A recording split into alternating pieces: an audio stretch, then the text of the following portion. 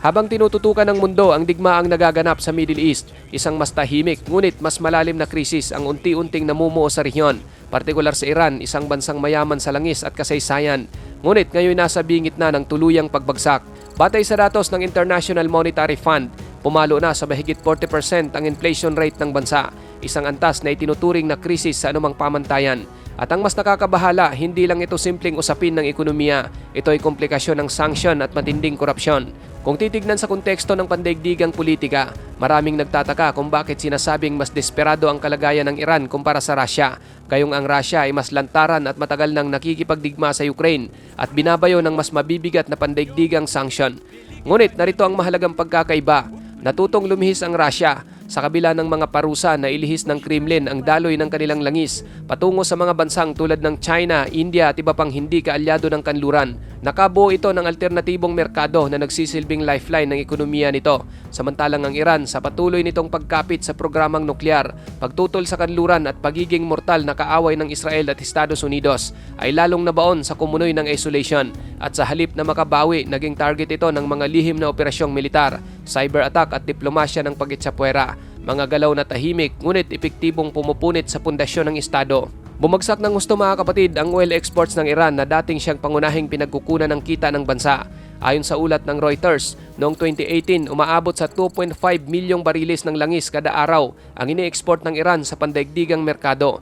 Ngunit nang umatras ang Estados Unidos mula sa Iran nuclear deal at muling ipataw ang malawakang sanksyon, ang bilang na ito ay lumagapak sa tinatayang 800,000 barrels per day na lamang. At para makalusot sa mga restriction, napilitan ng Iran na gumamit ng black market operations kung saan ang mga oil tanker ay sadyang pinapatay ang kanilang satellite tracking system upang makaiwas sa international surveillance. Ngunit ang ganitong kalakaran ay hindi ligtas. Mababa ang kita, mataas ang panganib at sa halip na maging solusyon, lalo lamang nitong inilubog sa alanganin ang kanilang ekonomiya. Hindi pa rito nagtatapos ang problema. Malaki rin ang naging pinsala sa oil infrastructure ng Iran mula sa sunod-sunod na airstrike ng Israel na ayon sa mga ulat ay bahagi ng tinatawag na shadow war o digmaang hindi hayagang inaamin ng magkabilang panig. Tinarget ng mga drone strike at cyber attacks ang ilang pangunahing pasilidad ng langis sa Isfahan, Bandar Abbas at Abadan, mga estratehikong lokasyon sa produksyon at pag-export ng Iranian oil. Bagamat hindi tuwirang inaangkin ng pamahalaan ng Israel ang mga operasyong ito, malinaw na layunin nitong pahinain ang kakayahan ng Iran na pondohan ang mga proxy nitong grupo gaya ng Hezbollah. Ang mga resulta, pagsabog ng mga oil depot, pagbagsak ng kapasidad sa produksyon at lalong pagkabahala sa domestic fuel supply. Dahil din sa mahigit isang dekadang pagkakalugmok sa ilalim ng mahigpit na international sanctions, unti-unti nang naluluma at nasisira ang backbone ng oil industry ng Iran.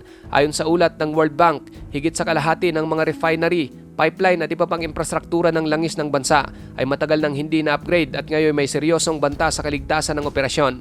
Sa kawalan ng akses sa modernong teknolohiya mula sa Europa at Amerika na siyang pangunahing supplier ng mga high-grade oil equipment at sa patuloy na pag-atras ng mga foreign investors, tuluyang napag-iwanan ng Iran habang ang ibang oil-producing nations ay sumasabay sa makabagong teknolohiya at clean energy transition. Ang Iran ay naipit sa teknolohikal na pagkakaluma.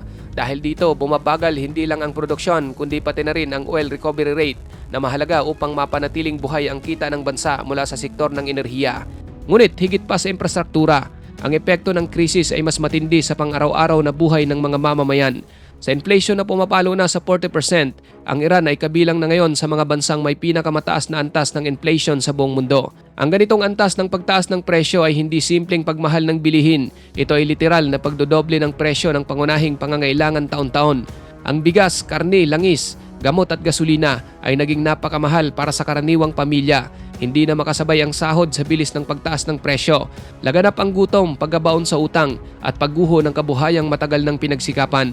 Sa harap ng ganitong krisis, unti-unti na ring nawawala ang tiwala ng mga tao sa kanilang pamahalaan. Sa mata ng mga Iranian, ang nararanasan nila ngayon ay hindi lamang economic hardship. Ito ay isang tahimik ngunit malawakang pagbagsak ng kanilang pambansang dignidad. Kasabay ng pagbagsak ng ekonomiya ay ang tuluyang pagbulusok ng halaga sa opisyal na salapi ng bansa, ang Iranian rial. Sa black market, ang isang dolyar ay nagkakahalaga na ng humigit kumulang 580,000 rial ayon sa ulat ng BBC. Isipin mo na lang ang isang maliit na halaga ng dayuhang pera ay nagiging haligi ng yaman habang ang lokal na salapi ay halos wala ng saysay. Ang ganitong kalagayan ay nagtulak sa milyon-milyong Iranian na mag-panic buying, mag-hoard ng mga pangunahing bilihin at magsimula ng iligal na aktibidad gaya ng smuggling ng dolyar palabas ng bansa. Lalong lumala ang inflation sapagkat hindi na makapasok sa loob ng bansa ang mga imported goods mula sa gamot, spare parts hanggang sa pagkain. Para sa karaniwang Iranian, ang kanilang inipong pera ng maraming taon ay biglang nawala ang halaga sa loob lamang ng ilang buwan. Wala nang saysay ang sahod, ang kinabukasan ay tila inagaw ng biglaang pagbagsak ng palitan. Dahil sa kahirapan at kakulangan sa gasolina at imported materials, marami sa mga maliliit at katamtamang negosyo ay nagsara. Ayon sa datos ng Statistical Center of Iran, tinatayang nasa 30% ang underemployment at unemployment sa bansa, bumabagsak ang productivity at nawawala ang tiwala sa merkado. Kahit ang mga teknikal na manggagawa, doktor at engineer ay nagsimula ng umalis ng bansa para magtrabaho sa Turkey, Canada o Germany. Hindi lang problema ng mga sanksyon at inflation ang nagpapabagsak sa Iran.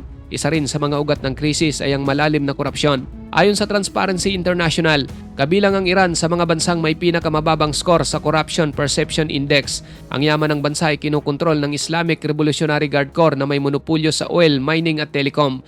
Habang naghihirap ang masa, namumuhay sa karangyaan ng mga elite na siyang nagpapalalim sa galit ng publiko. Ang kombinasyon ng inflation, unemployment at korupsyon ay nagbunga ng panlipunang krisis. Sa mga probinsya, kulang ang gamot, pagkain at malinis na tubig. Ayon sa ulat ng Al Jazeera, ang mga ospital ay kulang sa supply at lumang-luma na ang gamit.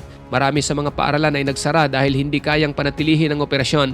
Ang gobyerno sa halip na tumulong ay nagbubuhos ng pondo sa militar at surveillance, dahilan para lalong mawala ng pag-asa ang mamamayan.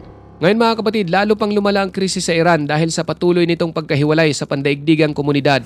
Sa panahong ang mga bansa gaya ng Russia ay nakakahanap pa rin ng alyansa mula sa mga bansang tulad ng China, Turkey at Brazil. Ang Iran naman ay nananatiling paria state, isang bansang tinatalikuran at iniiwasan ng mundo. Ang dahilan, patuloy ang suporta ng Iran sa mga militanteng grupong armado sa rehiyon tulad ng Hezbollah at Houthi. Gayon din ang hindi pa rin ito pagbitiw sa programang nuklear. Sa mga mata ng dayuhang mamumuhunan, ang Iran ay isang high-risk state, puno ng potensyal ngunit walang katiyakan. Wala itong transparency, unstable ang politika at mas pinipiling makipagdigma kaysa makipagnegosyo. Sa ganitong kondisyon, lalong lumalalim ang krisis dahil kahit gusto nitong lumago, isinasara na nito ang pintuan sa mga bansang makakatulong sana sa muling pagbangon ng ekonomiya. Tinatawag ng ilang geopolitical analyst ang kasalukuyang sitwasyon ng Iran bilang Golden Cage, isang bansang may kayamanan ngunit nakakulong sa sariling ideolohiya. Mayaman ang Iran sa langis, gas at iba pang natural resources na kayang bumuhay at magpayaman sa buong populasyon. Ngunit sa halip na maging biyaya, ang mga yaman na ito ay naikulong sa balangkas ng ekstremistang pananaw at maling pamamalakad. Sa halip na gamitin ang kita mula sa langis para sa edukasyon, kalusugan at industrialization, inuubos ito ng gobyerno sa pagpapalakas ng militar, panunupil sa oposisyon at pagpapakalat ng propaganda sa loob at labas ng bansa. Ang patuloy na serya ng pag-atake ng Israel sa mga oil at nuclear facilities ng Iran ay lalo pang nagpapabigat sa umiiral ng krisis. Ayon sa ulat ng Institute for the Study of War, maraming matagumpay na drone operations at cyber attacks ang isinagawa ng Israel upang i-disable ang mga oil depot, pipeline at pasilidad ng enerhiya ng Iran. Ang layunin ay malinaw, putulin ang daluyan ng yaman na pinaniniwala ang ginagamit ng Tehran upang pondohan ang mga militanteng grupo gaya ng Hezbollah at Hamas. Ang estratehiya ng Israel ay hindi na limitado sa pisikal na depensa. Ito ay isang anyo ng economic war, isang digmaang tahimik ngunit malupit at sa kasalukuyan ng Iran ang patuloy na natatalo. Bawat pasabog sa oil infrastructure ay katumbas ng milyong dolyar na kita ang nawawala at bawat cyber attack ay isang suntok sa kumpiyansa ng mga mamumuhunan. Ang pagbagsak ng Iran ay hindi lamang isang internal na krisis, ito ay may malalim at mapanganib na implikasyon sa buong Middle East. Kung tuluyang ma-isolate ang bansa mula sa international community, may posibilidad na maging mas agresibo ang rehimen upang mailabas ang panloob na tensyon. Isang senaryong kinakatakutan ng mga eksperto ay ang paggamit ng Iran ng panlabas na kaguluhan bilang diversion. Maaring manggulo ito sa mga karatig bansa tulad ng Saudi Arabia o United Arab Emirates o mas malala pa, subukang hadlangan ang kalakalan sa Strait of Hormuz kung saan dumaraan ang tinatayang 20% ng pandaigdigang oil trade araw-araw. Kapag nangyari ito, tiyak na hindi lamang ang rehiyon ang apektado, pati ang buong mundo. Sa ngayon, itinuturing ng maraming geopolitical analyst ng Iran bilang isang geopolitical time bomb, isang bansang nasa bingit ng pagsabog na maaring maghatid ng panibagong digmaan sa rehiyon. Ikaw kapatid, ano ang masasabi mo sa videong ito? Para sa iyong opinion, i-comment mo na yan sa ating comment section sa ibaba. At kung nagustuhan mo naman ang videong ito, paiwan naman ako ng like at pasubscribe na rin sa ating munting channel. Maraming salamat sa panonood, hanggang sa susunod na naman ating upload. Peace out!